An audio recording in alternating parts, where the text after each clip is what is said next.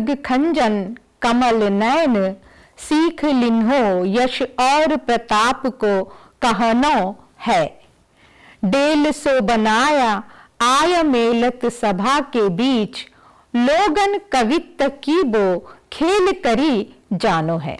नमस्कार प्रिय छात्रों, आज मैं आप सबके समक्ष पाठ संख्या 41 जिसका नाम है रीतिकाल, तात्पर्य एवं स्वरूप को लेकर उपस्थित हुई हूं।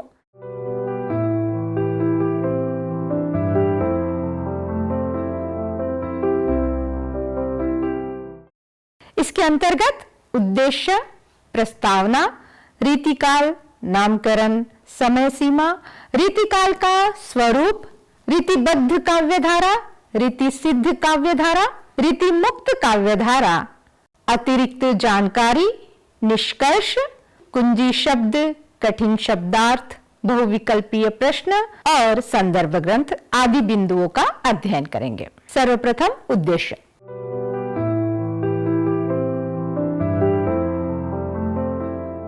इकाई 4 के अंतर्गत पाठ संख्या 41 से हम रीतिकाल का अध्ययन प्रारंभ कर रहे हैं। इकाई 4 पूर्णतः रीतिकाल से संबंधित विभिन्न बिंदुओं से आपको अवगत कराएगी।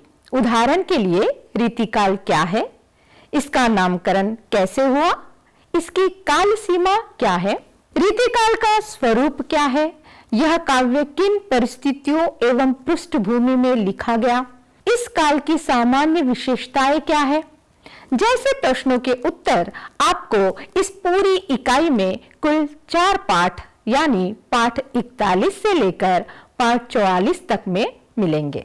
तत्पश्चात इकाई 5 शुरू होगी, जिसमें रीतिकाल के प्रमुख कवियों के बारे में पाठ 45 से पाठ संख्या 50 तक पढ़ा जाएगा। पाठ 41 को पढ़ने के बाद आप रीतिकाल क्या है यह जान पाएंगे, इसका नामकरण कैसे हुआ, इसकी समय सीमा कितनी है, जैसे प्रश्नों का उत्तर आपको मिलेगा। रीतिकाल की रीतिबद्ध काव्यधारा से आपका परिचय होगा। रीतिकाल की रीति सिद्ध काव्यधारा से आप परिचित होंगे। रीतिकाल की रीति मुक्त काव्यधारा से या उसके बारे में जानेंगे। साथ ही प्रतियोगी परीक्षाओं में सफलता के लिए रीतिकाल से संबंधित जानकारी भी मिलेगी।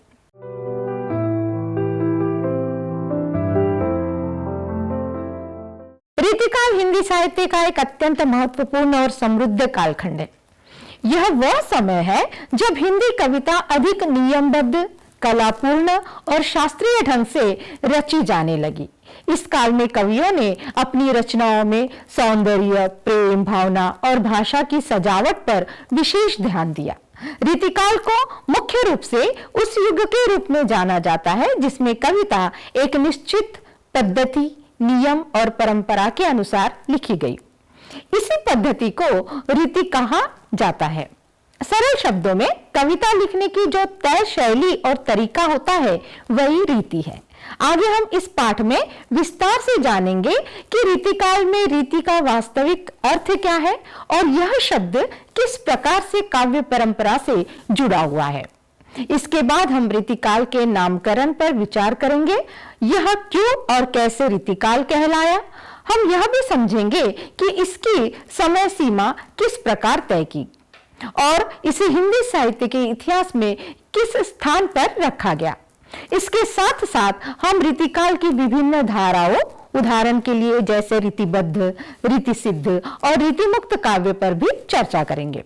यह काल केवल परंपरा का अनुकरण नहीं है, बल्कि यह हिंदी भाषा का अपना स्वतंत्र और मौलिक साहित्यिक युग है, जिसमें भारतीय जीवन, संस्कृति और संवेदना की सुंदर अभिव्यक्ति मिलती है।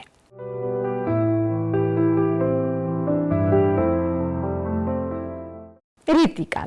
सबसे पहले जानते हैं कि रीतिकाल में क्या है। संस्कृत काव्य शास्त्र में रीति शब्द उस विशेष अंग के लिए प्रयोग किया जाता है जिसे काव्य की आत्मा माना गया है। आचार्य वामन ने इसे काव्य की प्राण शक्ति मानते हुए इससे संबंधित अलग संप्रदाय की स्थापना की।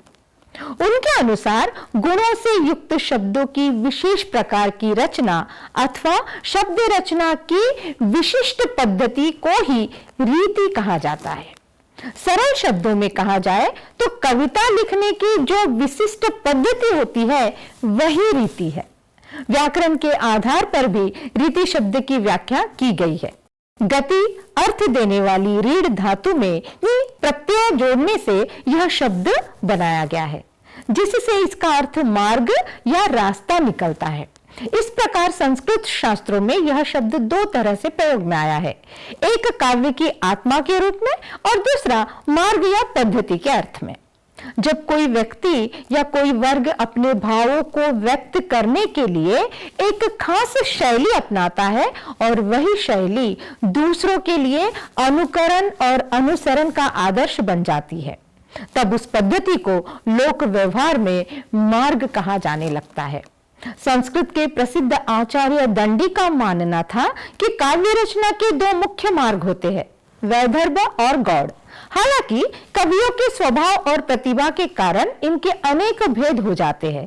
इससे यह स्पष्ट होता है कि किसी क्षेत्र या व्यक्ति की अभिव्यक्ति पद्धति को ही मार्ग कहा गया है। आचार्य वामन ने भी इसी परंपरागत प्रयोग को ध्यान में रखकर मार्ग के पर्याय के रूप में रीति शब्द को स्वीकार किया। उन्हीं दो मार्गों और उनके नियामक गुणों को मान्यता दी जिनका उल्लेख आचार्य दंडी ने किया था। बाद के संस्कृत आचार्यों में भोज ने तो स्पष्ट शब्दों में रीति की उत्पत्ति बताकर उसे मार्ग का ही पर्याय माना। इस प्रकार यह बात सहज रूप से स्वीकार की जा सकती है कि संस्कृत काव्य शास्त्र में रीति शब्द का प्रयोग काव्य रचना के मार्ग या पद्धति के अर्थ में ही किया गया है। रीति के रीतिकालीन कवियों ने भी इसी अर्थ में रीति शब्द का प्रयोग किया। उन्होंने काव्य रचना की पद्धति को रीति और पंथ जैसे शब्दों से व्यक्त किया। जैसे चिंतामणि ने भी अपनी कविता में रीति का उल्लेख किया, भूषण ने कवियों के पंथ की बात कही और देव ने भी अपनी अपनी रीति तथा महाकवियों के पंथ का वर्णन किया। इससे स्पष्ट होता है कि हिंदी साहित्य में भी यह शब्द उसी अर्थ में प्रचलित रहा। आधुनिक हिंदी साहित्य के इतिहासकारों और आलोचकों ने भी रीति शब्द का प्रयोग इसी अर्थ में किया है। मिश्र बंधुओं ने यह स्पष्ट किया कि आचार्य कवियों को कविता करने की रीति सिखाते हैं और बताते हैं कि किन विषयों के वर्णन में कौन से प्रकार के कथन उपयोगी है और कौन से नहीं है। इसका अर्थ यह है कि आचार्य कविता लिखने की सही पद्धति दर्शाते हैं। इन सभी बातों के आधार पर यह कहा जा सकता है कि रीति शब्द संस्कृत की तरह हिंदी में भी बहुत पहले से ही काव्य रचना की पद्धति के लिए प्रयोग होता रहा है। इस स्थापित अर्थ को मानते हुए कहा जा सकता है कि रीति काव्य वह काव्य है जिसकी रचना किसी विशेष पद्धति या नियमों को ध्यान में रखकर की हो। हिंदी साहित्य के उत्तर मध्यकाल, जिसे रीतिकाल कहा जाता है, इसमें अधिकांश कवियों ने संस्कृत काव्य शास्त्र के नियमों के अनुसार ही अपने साहित्य की रचना की। हिंदी साहित्य का रीतिकाल भक्ति काल के बाद शुरू होता है। अतः इस कालखंड में जिन काव्य प्रवृत्तियों का प्रवर्तन हुआ उन पर पूर्ववर्ती काव्य धाराओं का पर्याप्त प्रभाव पाया जाता है। इस युग में मुख्य रूप से श्रृंगार प्रधान काव्य लिखा गया। नायक नायिका भेद, नख शिख वर्णन और प्रेम की विविध क्रीड़ाओं का वर्णन इस काल की कविता में बहुत अधिक मिलता है।